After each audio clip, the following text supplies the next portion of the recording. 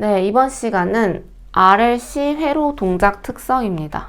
RLC, 저항, 인덕터, 커패시터 이 세 가지로 만들 수 있는 회로 조합은 RL, RC, LC, RLC 이렇게 네 가지가 있고요. 또 직렬이냐, 병렬이냐에 따라 다르겠죠. 그리고 이 회로 동작 특성을 공부할 때 가장 중점에 두셔야 할 거는 직렬에서는 그래서 전체 임피던스가 뭔데, 병렬에서는 전체 어드미턴스가 뭔데를 가장 중점으로 두셔야 합니다. 이 부분이 가장 시험에 많이 나와요.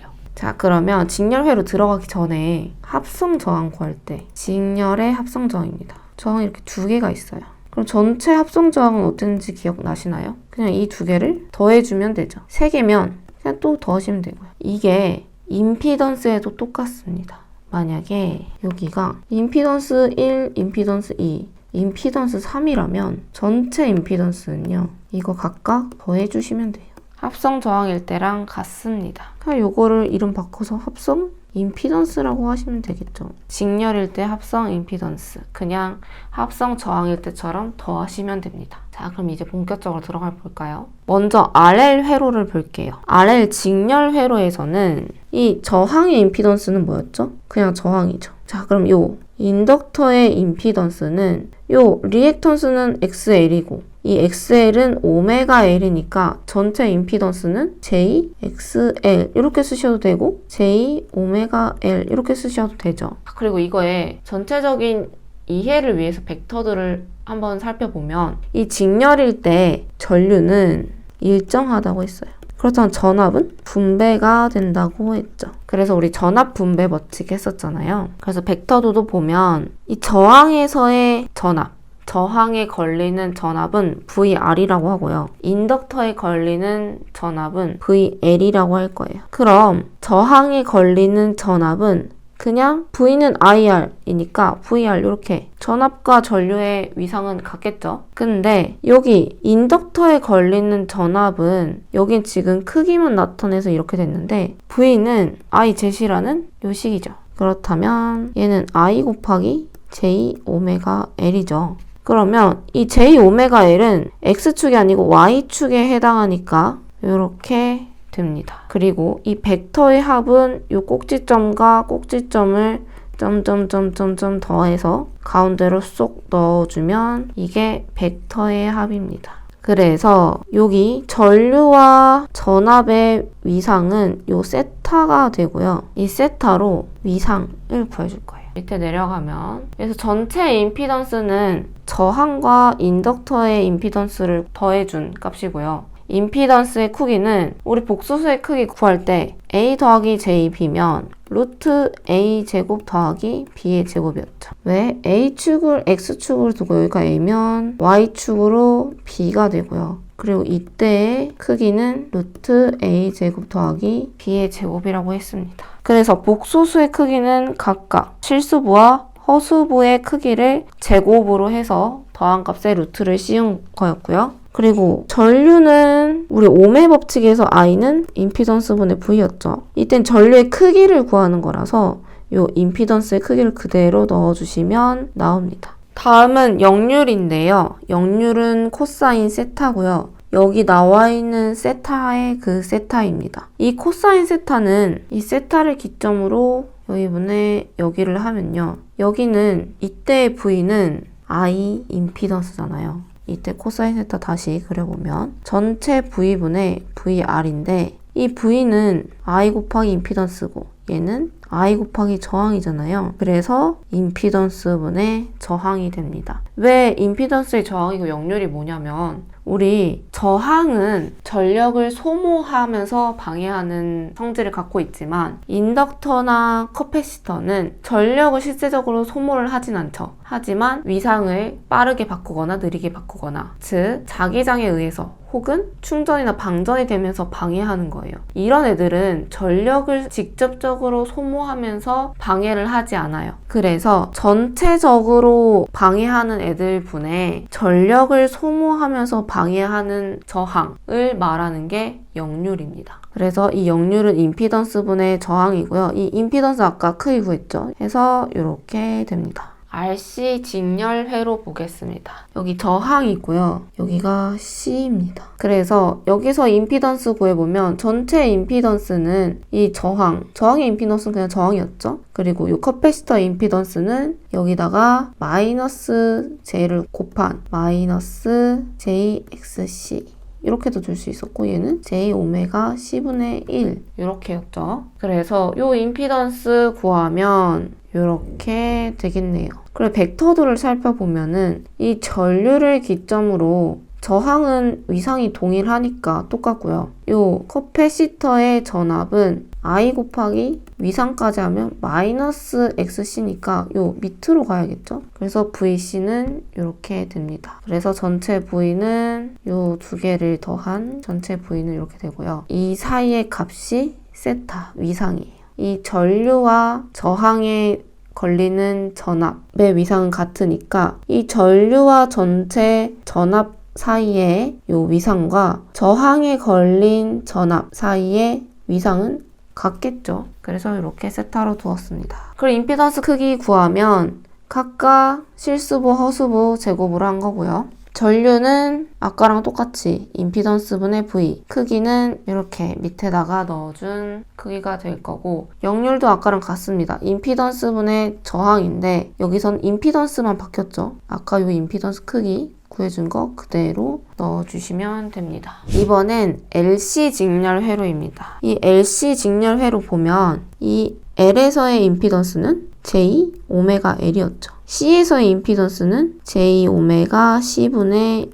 1이었어요. 그래서 임피던스를 이렇게 두 개 더해주시면 되고요. J 위로 올리면 마이너스 J 되고 각각 X로 나타내면 이렇게 될 거고요. 요 J로 묶으면 J XL-XC가 되겠죠. 그리고 이 임피던스 크기 구할 때는 실수부의 제곱 더하기 허수부의 제곱에 루트를 씌운 거였는데 지금 여기는 실수부가 없죠. 그래서 그냥 0으로 두고 이렇게 구하면 나중에 얘가 없는 거니까 요 제곱하고 루트하고 있잖아요. 해서 이렇게 없어지겠죠. 그래서 그냥 XL-XC가 됩니다. 그리고 전류도 임피던스 크기가 요 루트가 없어지니까 그냥 XL-XC분의 V가 되고요. 이때 역률은 저항이 0이잖아요. 저항이 없으니까. 그래서 역률은 0이 됩니다. 다음으로 RLC 직렬회로 보겠습니다. 저항의 임피던스 그냥 R이고요.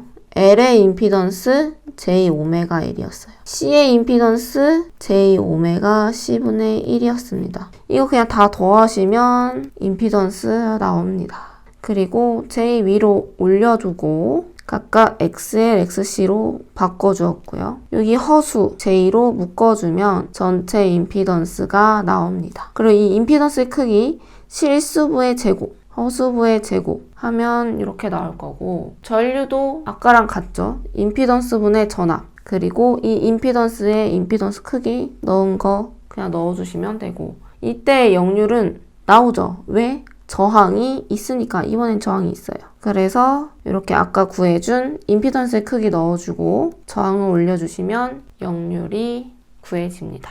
RLC 병렬회로입니다. 이번에도 마찬가지로 저항이 병렬로 연결되어 있을 때의 합성 저항을 살펴볼게요. 이렇게 R1, R2가 병렬로 연결되어 있어요. 이때의 합성 저항은 어떻게 구했는지 기억이 나시나요? 얘는 각각의 역수를 더해서 구했었어요. 근데 얘를 우리는 다시 한번 각각 역수로 한번 만들어 볼게요. 그럼 RT분의 1은 R1분의 1 더하기 R2분의 1이 되겠죠. 자, 근데 이 R분의 1 저항의 역수는 뭐였어요? 컨덕턴스였죠. 그럼 이때의 컨덕턴스는요, 전체 컨덕턴스는 G1 더하기 G2라고 둬도 되겠죠. 각각 역수라서 각각 컨덕턴스로 두어도 되니까. 자, 그럼 이거를 임피던스와 어드민턴스로 한번 바꿔볼게요. 만약 이때 저항이 아니고 임피던스, 저항이 아니고 임피던스였다 하면 얘도 각각 전체 임피던스는 이렇게 볼 수 있겠죠? 그리고 얘도 전체 임피던스의 역수, 임피던스의 역수, 임피던스의 역수 이렇게 될 거고, 그렇다면 얘는요? 이 컨덕턴스는 저항의 역수라면 임피던스의 역수는 뭐였어요? 어드민턴스였죠. 그럼 얘도 전체 어드미턴스는 이렇게 둘 수 있겠죠. 그래서 병렬 때는 이렇게 합성 임피던스를 한 번에 구하는 것보다는 어드미턴스를 구하고 임피던스를 구하는 게 편하고요. 여기서는 어드미턴스만 구해볼게요. RL 병렬회로 먼저 보겠습니다. RL 병렬회로 이렇게 각각 있고요. 얘의 임피던스는 뭐였죠? L의 임피던스는 J-L이었어요. 그래서 이때 어드미턴스 구하려면 이 저항의 역수 더하기 L의 임피던스의 역수 하면 됐죠. 그래서 R분의 1, 임피던스 역수 J-L분의 1 이렇게 구하시면 됩니다. 그리고 요 XL로 바꿔주고 밑에 분모에 있던 J를 올려줍니다. 어떻게? 각각 J를 곱해서. 그러면 J 두 개니까 마이너스 되고 J 하나는 앞으로 빼어주면 이렇게 어드미턴스 구해지고요. 이때 어드미턴스 크기는 각각 실수부의 제곱, 허수부의 제곱, 그리고 더해서 루트 씌워주시면 임피던스와 똑같이 구해집니다. 그리고 이때 역률은요, 어드미턴스잖아요. 그래서 어드미턴스분의 컨덕턴스예요. 그래서 이렇게 구하시면 됩니다. 자, 그래 여기서 나는 조금 더 공부할 수 있다 하시는 분은 이 역률 이식을 한번 풀어볼게요. 그러면 이 저항은 그대로 두고요. 이 R분의 1의 제곱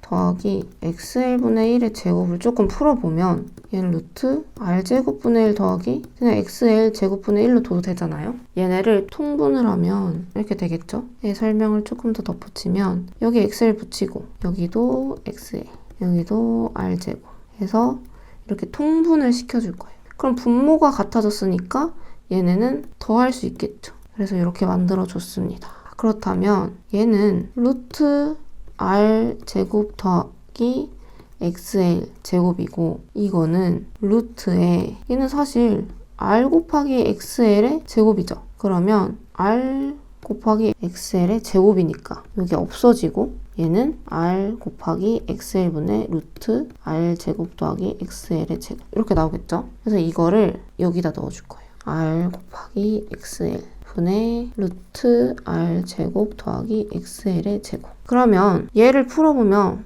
얘끼리 없어지겠죠. 같이 분모에 있는 애들이니까.